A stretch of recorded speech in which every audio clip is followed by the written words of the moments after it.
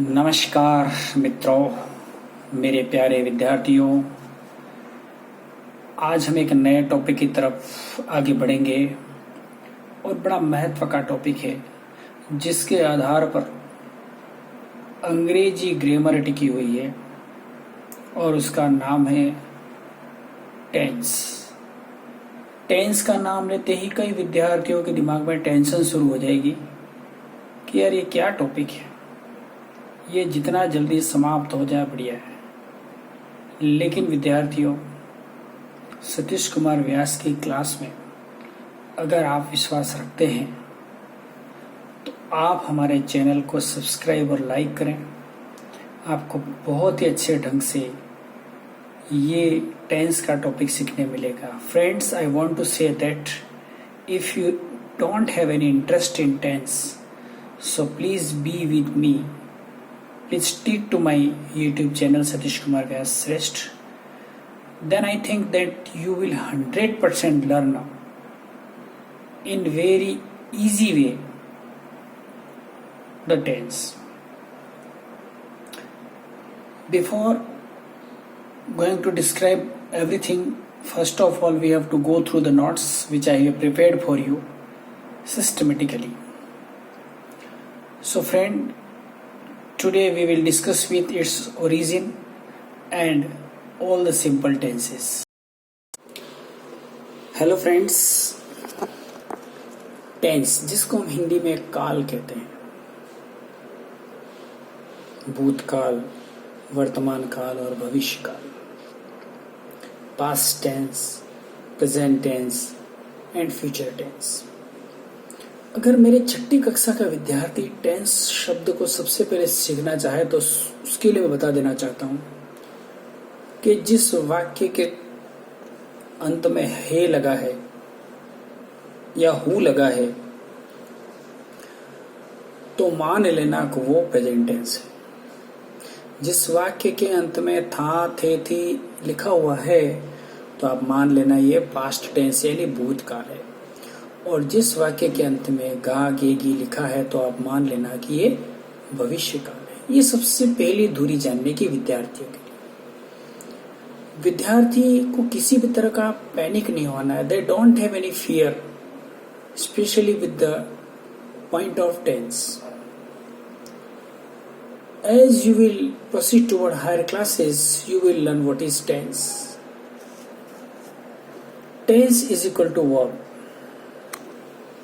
If you know verb forms which I have talked to you just before a couple of days, then you will learn very easy what is tense.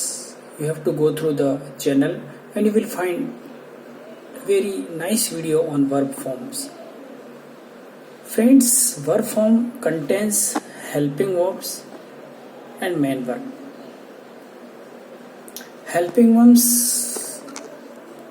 is called auxiliaries, and I have talked on auxiliaries also in the previous topics. It is there on my YouTube channel. Helping verbs, auxiliaries, I have talked to you primary verbs and modals. Then main verbs first form, second form, third form and present participle form, we first ing. I have everything stated there in my previous classes. Friends, tense is equal to verb and verb is equal to helping verb and main verb. And I told you earlier, helping verbs have the main power to take you towards the particular tense. किसी भी tense को पहचानने के लिए मित्रों adverbs का आना बहुत ही जरूरी है।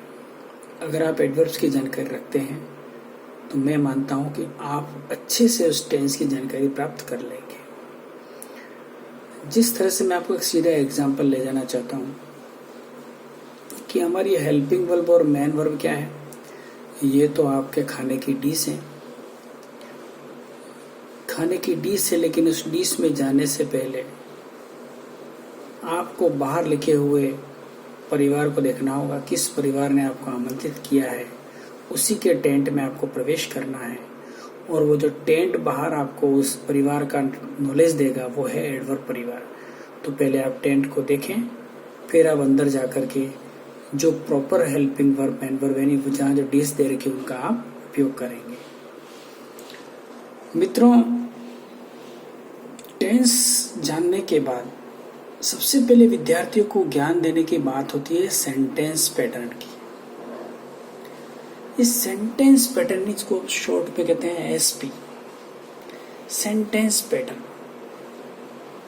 सेंटेंस पैटर्न जो सिंपल सेंटेंसेस के अंदर पाए जाते हैं, और जो टेंस की जहां तक हम बात करते हैं, हम 4 प्रकार के सेंटेंस पैटर्न को काम में लाते हैं। मित्रों, सेंटेंस पैटर्न का जो सबसे पहला वाक्य बनता है वो अफर्मेटिव कहलाता है, जिसको सकारात्मक कहते हैं, जिसको मैंने आप देख सकते हैं लाल शाही के ए से इंडिकेट किया हुआ है। अफर्मेटिव सकारात्मक। सकारात्मक यानी जिसकी शुरुआत में सब्जेक्ट होता है, आप देख सकते हैं, और जिसके अंत में फुल स्टॉप लगा हुआ होता है। सब्जेक्ट के बाद वर्ब होती है, वर्ब के बाद हेल्पिंग वर्ब मेन वर्ब होती है। विद्यार्थियों, आपको मालूम है कि 2 टेंस ऐसे हैं जिनमें हेल्पिंग वर्ब का प्रयोग नहीं करते हैं, और वो आप अच्छी तरह से जानते हैं, प्रेजेंट सिंपल और पास्ट सिंपल के अफर्मेटिव में हेल्पिंग वर्ब का प्रयोग करते नहीं है। उसका पूरा भार मेन वर्ब के ऊपर होता है। तो मैंने आपको एक मेरे टॉपिक में बताया था कि सब्जेक्ट को मैंने हमारे फेस पार्ट से तुलना की थी और वर्ब की तुलना पेट से की थी। तो मित्रों, किसी भी वाक्य की दूरी सब्जेक्ट और वर्ब पर आधारित है। इसके बाद के जितने भी पार्ट है वो ऑप्शन पार्ट है, वो सारे हो जरूरी नहीं है। एक हो तो भी चल सकता है और नहीं हो तो भी वाक्य पूरा बन सकता है। जैसे मैंने आपको उसमें एग्जांपल दिया था बर्ड्स फ्लाई। बर्ड्स फ्लाई के बाद कुछ लिखने की आवश्यकता नहीं है। वर्ब के बाद ऑब्जेक्ट भी आ सकता है, एडवर्ब भी आ सकता है, एडजेक्टिव भी आ सकता है, प्रीपोजिशन भी आ सकता है। कई बार हमारे कुछ मित्र होते हैं, जो विद्यार्थी, जो छोटी क्लास के अंदर की बात करता हूँ, कि वो विद्यार्थियों को एक ही सिखाते हैं subject verb object, subject verb object. नहीं मित्रों, गलत है। इससे विद्यार्थी गलत सीखता हुआ आगे बढ़ता है, और जब तक वो 9th 10th में आता है वो ऐसा चिपक जाता है कि वो आपको गलत, हम ऊपर जो क्लास को पढ़ाते हैं उनको गलत साबित करने लग जाता है। यदि आप पहले के विद्यार्थी को पढ़ा रहे हो तो वही बात पढ़ाओ जो सही है, और आप 12वीं के पढ़ा रहे हो तो वही बात प्रस्तुत कीजिए जो सही है। केवल आप इतिश्री करने के लिए ज्ञान को नहीं बांटे। मित्रों, सेंटेंस पैटर्न का जो सबसे पहला वाक्य बनता है वो अफर्मेटिव कहलाता है, जिसको सकारात्मक कहते हैं, जिसको मैंने आप देख सकते हैं लाल शाही के ए से इंडिकेट किया हुआ है। अफर्मेटिव सकारात्मक। सकारात्मक यानी जिसकी शुरुआत में सब्जेक्ट होता है, आप देख सकते हैं, और जिसके अंत में फुल स्टॉप लगा हुआ होता है। सब्जेक्ट के बाद वर्ब होती है, वर्ब के बाद हेल्पिंग वर्ब मेन वर्ब होती है। विद्यार्थियों, आपको मालूम है कि 2 टेंस ऐसे हैं जिनमें हेल्पिंग वर्ब का प्रयोग नहीं करते हैं, और वो आप अच्छी तरह से जानते हैं, प्रेजेंट सिंपल और पास्ट सिंपल के अफर्मेटिव में हेल्पिंग वर्ब का प्रयोग करते नहीं है। उसका पूरा भार मेन वर्ब के ऊपर होता है। तो मैंने आपको एक मेरे टॉपिक में बताया था कि सब्जेक्ट को मैंने हमारे फेस पार्ट से तुलना की थी और वर्ब की तुलना पेट से की थी। तो मित्रों, किसी भी वाक्य की दूरी सब्जेक्ट और वर्ब पर आधारित है। इसके बाद के जितने भी पार्ट है वो ऑप्शन पार्ट है, वो सारे हो जरूरी नहीं है। एक हो तो भी चल सकता है और नहीं हो तो भी वाक्य पूरा बन सकता है। जैसे मैंने आपको उसमें एग्जांपल दिया था बर्ड्स फ्लाई। बर्ड्स फ्लाई के बाद कुछ लिखने की आवश्यकता नहीं है। वर्ब के बाद ऑब्जेक्ट भी आ सकता है, एडवर्ब भी आ सकता है, एडजेक्टिव भी आ सकता है, प्रीपोजिशन भी आ सकता है। कई बार हमारे कुछ मित्र होते हैं, जो विद्यार्थी, जो छोटी क्लास के अंदर की बात करता हूँ, कि वो विद्यार्थियों को एक ही सिखाते हैं subject verb object, subject verb object. नहीं मित्रों, गलत है। इससे विद्यार्थी गलत सीखता हुआ आगे बढ़ता है, और जब तक वो 9th 10th में आता है वो ऐसा चिपक जाता है कि वो आपको गलत, हम ऊपर जो क्लास को पढ़ाते हैं उनको गलत साबित करने लग जाता है। यदि आप पहले के विद्यार्थी को पढ़ा रहे हो तो वही बात पढ़ाओ जो सही है, और आप 12वीं के पढ़ा रहे हो तो वही बात प्रस्तुत कीजिए जो सही है। केवल आप इतिश्री करने के लिए ज्ञान को नहीं बांटे।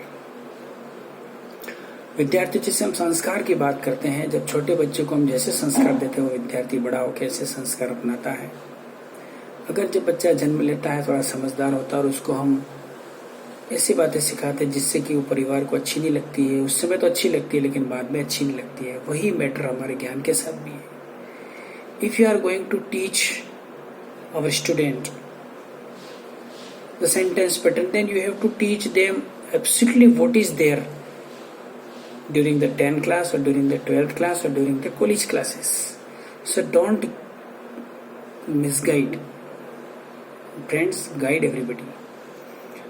ऑब्जेक्ट भी हो सकता है, एडवर्ब भी हो सकता है, एडजेक्टिव भी हो सकता है, पीपी भी हो सकता है। ये अफर्मेटिव सेंटेंस की विशेषता है। दूसरा जो सेंटेंस पैटर्न बनता है वो होता है सब्जेक्ट हेल्पिंग वर्ब के साथ नॉट लग जाता है और फिर इसके साथ मेन वर्ब लग जाती है, और ये जो वाक्य बनता है वो नेगेटिव वाक्य बनता है।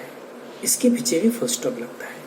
मित्रों, मैं आपको बता दूं, 2 वाक्यों में आगे सब्जेक्ट होता है और अंत में फुल स्टॉप होता है। इन दोनों वाक्यों को एक शब्द में हम एसर्टिव वाक्य भी कह सकते हैं। एसर्टिव वाक्य के अंदर 2 हो सकते हैं, जिसमें मित्रों अगले जो 2 हमारे सेंटेंस पैटर्न के पार्ट है वो हैं इंट्रोगेटिव और इंट्रोगेटिव नेगेटिव। इंट्रोगेटिव को सिंबल मैंने इंट्रोगेटिव का बना रखा, आप देख सकते हैं सिंबल, और इंट्रोगेटिव नेगेटिव में एन के साथ इंट्रोगेटिव मैंने लिख रखा है। आप देख सकते हैं जब इंट्रोगेटिव सेंटेंसेस बनाते हैं तो सबसे पहले अगर WH की आवश्यकता है तो WH शब्द लगाया, नहीं तो शुरुआत हेल्पिंग वर्ब से होगी, फिर सब्जेक्ट होगा, फिर मेन वर्ब होगा। थोड़ा सा चेंज करना है आपको, सब्जेक्ट को दूसरे नंबर पे लाना है, हेल्पिंग वर्ब पहले नंबर पे आ जाएगी। तो ये जो चारों सेंटेंस पैटर्न होते हैं वो सभी के अंदर पाए जाते हैं, चाहे वो आप सिंपल सेंटेंस बनाओ, चाहे आप कंटिन्यूस सेंटेंस बनाओ, चाहे परफेक्ट सेंटेंस बनाओ, चाहे परफेक्ट कंटिन्यूस सेंटेंस बनाओ, ये चारों सेंटेंस पैटर्न इनमें पाए जाते हैं। अब सिंपल सेंटेंस है तो प्रेजेंट सिंपल भी होगा, पास्ट सिंपल भी होगा और फ्यूचर सिंपल भी होगा। अगर आप कंटिन्यूस पे चलते हैं तो प्रेजेंट कंटिन्यूस होगा, प्रेजेंट पास्ट कंटिन्यूस होगा, फ्यूचर कंटिन्यूस होगा। कंटिन्यूस को प्रोग्रेसिव भी कहते हैं मित्रों। फिर आप परफेक्ट पे चलते हैं तो प्रेजेंट, पास्ट और फ्यूचर परफेक्ट होता है। परफेक्ट यानी पूर्ण हो जाता है, जो पूर्ण का मतलब वर्ब की थर्ड फॉर्म कहलाती है। फिर हमारे सामने आएगा परफेक्ट कंटिन्यूस। परफेक्ट कंटिन्यूस आखिर क्या होता है कि इसमें 2 टेंस का मिक्स है। कई बार विद्यार्थियों को समझ में नहीं आता कि आखिर परफेक्ट कंटिन्यूस है क्या। मित्रों बहुत सरल बात होती है। क्या बी यानी कंटिन्यूस होता है, कंटिन्यूस को ही बी कहते हैं, और साथ में थर्ड फॉर्म का नाम मैंने आपको बता दिया, EN फॉर्म कहते हैं।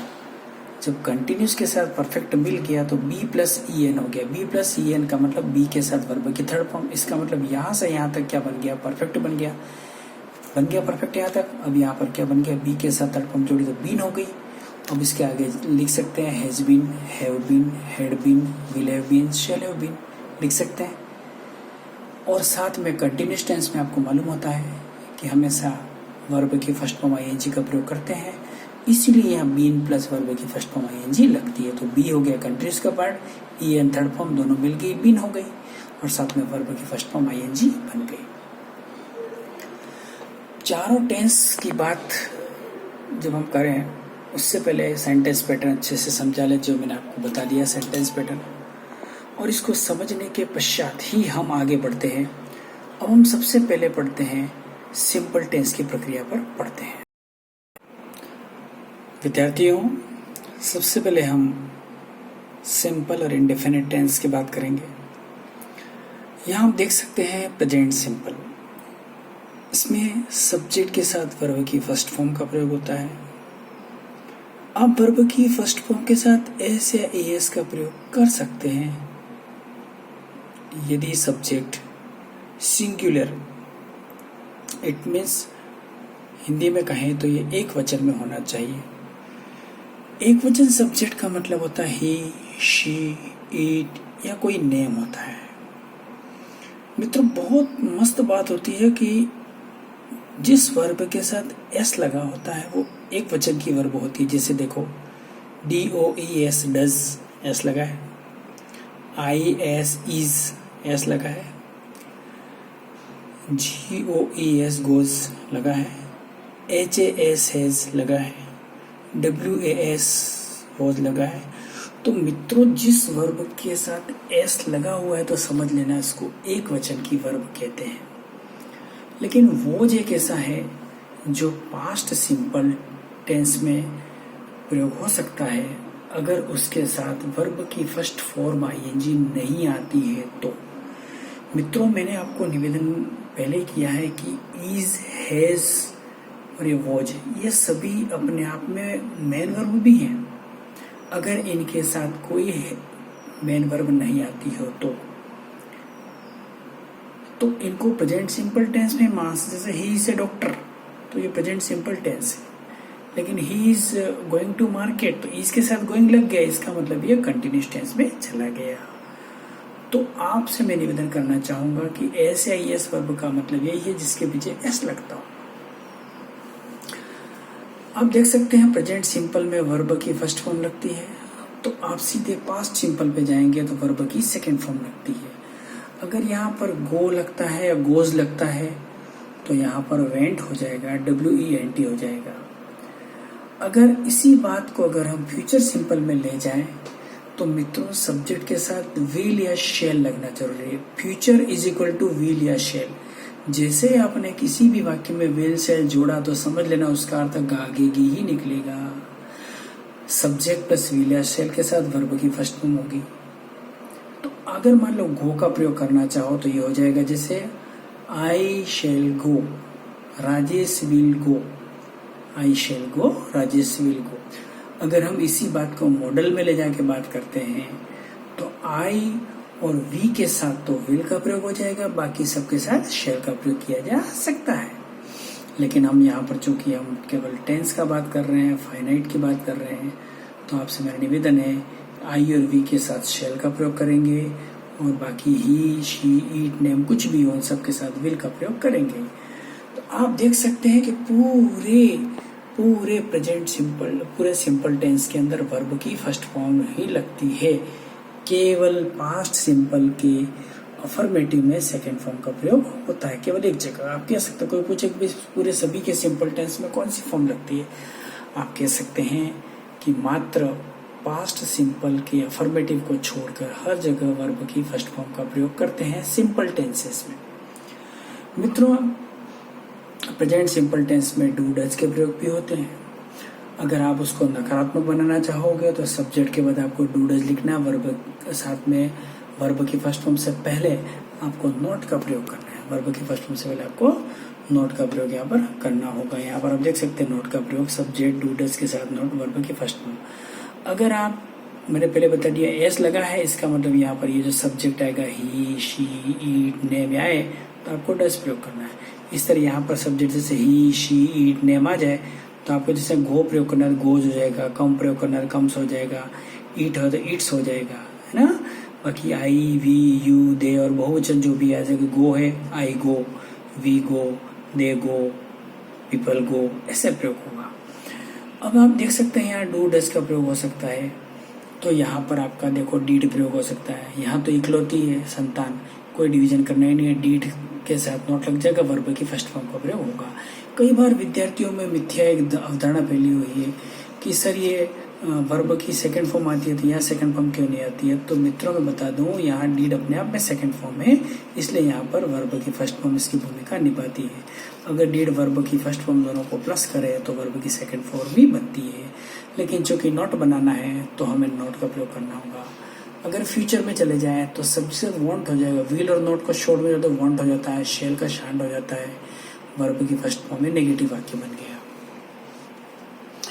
प्रश्नवाचक बनाना चाहोगे, चाहे प्रश्नवाचक नकारात्मक बनाना चाहोगे, दोनों वाक्य बनाने का तरीका देख लो। प्रश्नवाचक बनाओगे तो डू डज के साथ सब्जेक्ट हो जाएगा, इनवर्स हो जाएगा, थोड़ी आगे आ जाएगी, डू डज सब्जेक्ट दूसरे नंबर पे आ जाएगा, do does subject plus verb की फर्स्ट फॉर्म प्लस शेष भाग में हमने आपको पहले कह दिया है ऑब्जेक्ट भी आ सकता है, एडवर्ब भी आ सकता है, प्रीपी भी आ सकता है, एडजेक्टिव भी आ सकता है, लास्ट में प्रश्नवाचक चिन्ह लगेगा।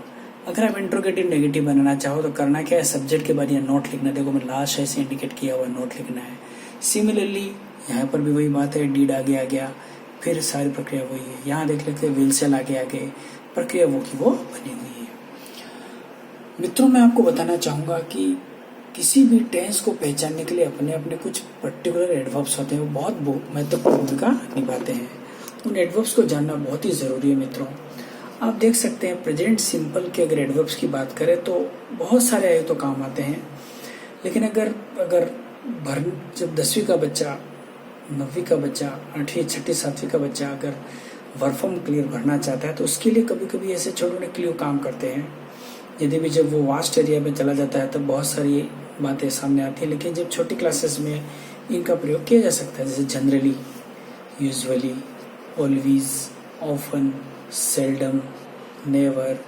कोई हैबिट की, रोज की आदत हो, मैं सुबह जल्दी उठता हूँ, दिन में मैं इतने बजे खाना खाता हूँ, इतने बजे सोता हूँ, इतने बजे चाय लेता हूँ, इतने बजे घूमने जाता हूँ, इतने बजे खेलता हूँ, सब जगह केवल आपको वर्ब की फर्स्ट फॉर्म का प्रयोग करना है। अगर कभी कभी कोई पैराग्राफ आ जाता है माई डेली रूटीन, तो ये पूरा हैबिट पर आधारित होता है। आप उसमें केवल वर्ब, सब्जेक्ट के साथ वर्ब की फर्स्ट फॉर्म का प्रयोग करें, पूरा आपका पैराग्राफ बहुत अच्छा बन जाएगा। ट्रूथ, कोई सत्य, यूनिवर्सल ट्रूथ, सत्य, दुनिया में जो सत्य है ना, वो केवल एक ही टेंस के साथ चलते हैं, वर्तमान के साथ चलते हैं। पानी है, उसको गर्म करते हैं तो 100 डिग्री सेंटीग्रेड पर वो उबलता है, ठंडा 0 डिग्री पर जम जाता है। ये सत्य बात है, उसमें हमेशा आपको वर्ब की फर्स्ट फॉर्म का प्रयोग करना है। धरती सूर्य का चक्कर लगाती है ना। आप देख सकते हैं इसमें एवरीडे वर्क, जो रोज कार्य करते हो, जिसमें कोई वो नहीं होता, सुबह उठते हो, ब्रश करते हो, चाय लेते हो, घूमने जाते हो, योगा करते हो, खाना खाते हो, पढ़ाई करते हो, टीवी देखते हो, मोबाइल पर आप लाइव क्लासेस देखते हो, या जो भी एक्टिविटीज आप रोज की रोज करते हो, उसमें एक याद रखना, केवल वर्ब की फर्स्ट फॉर्म का प्रयोग करना है मित्रों। बहुत सरल होता है। विद्यार्थी केवल क्या करता है कि उससे रुचि किस में है, जो कार्य हमारे रोज के काम के नहीं है, इसलिए विद्यार्थी नहीं समझ सकता। अगर विद्यार्थी इनको समझे तो बहुत अच्छी बात है। हाँ, अब हिंदी में कई बोले जिसके पीछे ता है, ती है, ते है, ताहू आता है, तो प्रेजेंट सिंपल टेंस होता है। जैसे मैं आता हूँ, मैं जाता हूँ, मैं खाता हूँ, मैं उठता हूँ, मैं बैठता हूँ, मैं पढ़ता हूँ। ता है, ती है, तू आ रहा है तो समझ जाना। तो आपको एक ही फॉर्म का प्रयोग करना है, वर्ब की फर्स्ट फॉर्म का ही प्रयोग करना है, और इतना सरल ढंग से आप बना सकते हैं, कहीं कोई गड़बड़ी आ नहीं सकती। प्रेजेंट सिंपल से रिलेटेड जो पैराग्राफ होते हैं मित्रों, वो ये हो सकते हैं, माई डेली रूटीन, आपके रोज के कार्य। माई बेस्ट टीचर पे लिखना है तो आपको सब्जेक्ट प्लस वर्ब की फर्स्ट फॉर्म का प्रयोग करना है। माई बेस्ट फ्रेंड पे लिखना है तो भी यही काम आएगा। माई बेस्ट गेम पे लिखना है तो भी फर्स्ट फॉर्म लिखनी है। माई बेस्ट बुक लिखनी है तो भी आ पाएगा। और आपको अगर मान लो किसी डिजीज पे लिखना है, कोरोना पे कोई वाक्य लिखना है, तो आप पूरे प्रेजेंट सिंपल टेंस का उपयोग कर सकते हैं कि कैसे फैलती है, कैसे लोगों तक पहुंचती है, क्या कमी होती है, क्या करना चाहिए, क्या नहीं करना चाहिए। ठीक है, कुछ मुद्दे में कभी कभी आपको मॉडल्स के प्रयोग करने पड़ते हैं, तो आप कैन और मे के प्रयोग या शुड या मस्ट के प्रयोग करें तो आप, मैं मानता हूं कि आपका वाक्य बहुत अच्छा बन सकता है। प्रेजेंट सिंपल और पास्ट सिंपल बहुत महत्व के टेंस है मित्रों। जब पास्ट सिंपल की बात करते हैं तो ऊपर से नीचे समझते हुए यहाँ तक आ चुके थे। अब देखते हैं यहाँ एडवर्ब, किसी वाक्य में लास्ट लिखा है, गो लिखा है, येस्टरडे लिखा है, वंस लिखा है, सडनली या इससे संबंधित कुछ ऐसे लिखे हैं, तो आप सीधी वर्ब की सेकंड फॉर्म का प्रयोग करें। अगर आपके कोष्टक में गो लिखा है तो वेंट लिख दें, कम लिखा है तो केम लिख दें। अगर हिंदी पहचान पे बात करें तो हिंदी पहचान कुछ पास्ट सिंपल की थोड़ी तकलीफ करती है विद्यार्थियों को, क्योंकि वो डायरेक्ट था थे मिलता नहीं मिलता, लेकिन कई बार जैसे आया, गया, पिया, सोया, इस यहाँ तक भी सीमित हो जाती है। नहीं तो लास्ट में था थे कई बार आ जाते हैं। आप बता दें, इसमें रिलेटेड पैराग्राफ अधिकतर आपको मालूम होगा कि पास्ट सिंपल और पास्ट कंटिन्यूस के सहयोग से ही ज़्यादा आते हैं।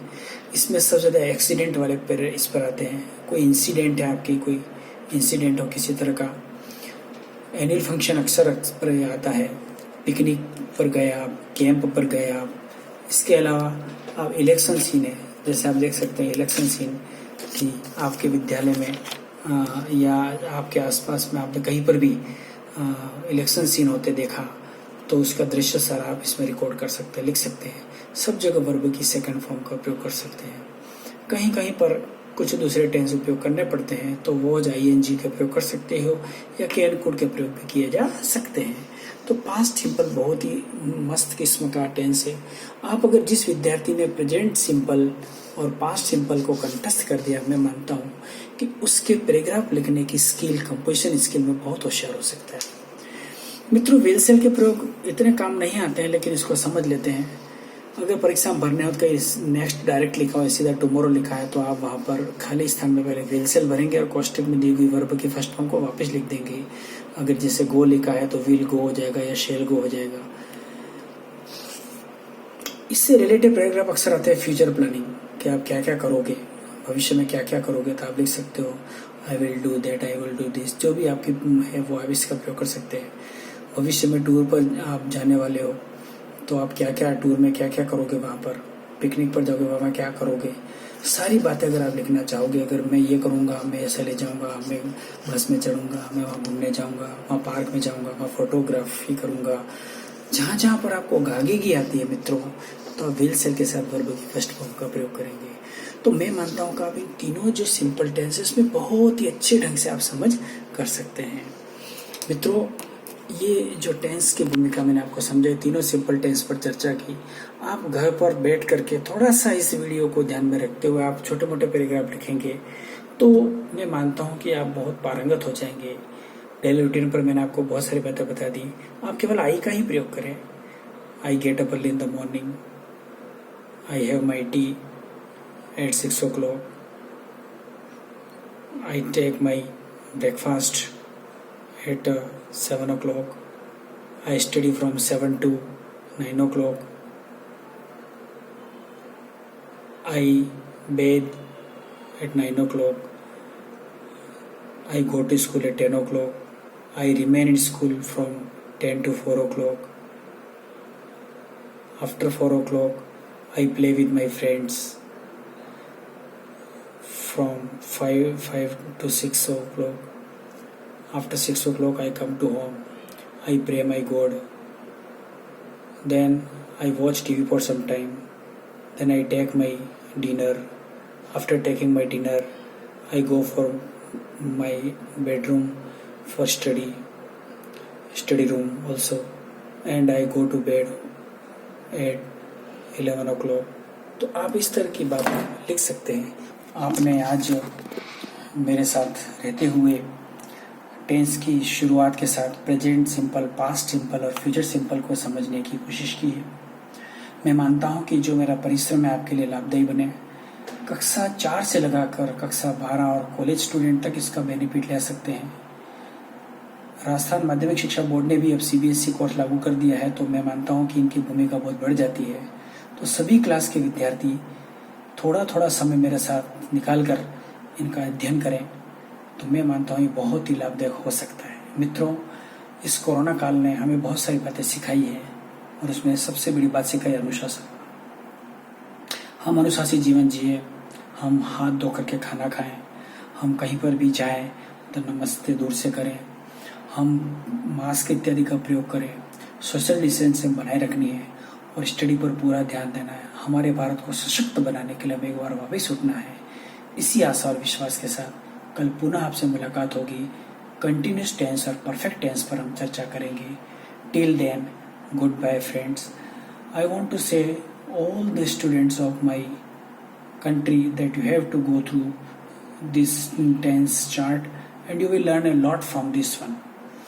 Thank you once again. You have to search my YouTube channel Satish Kumar Vashreshth and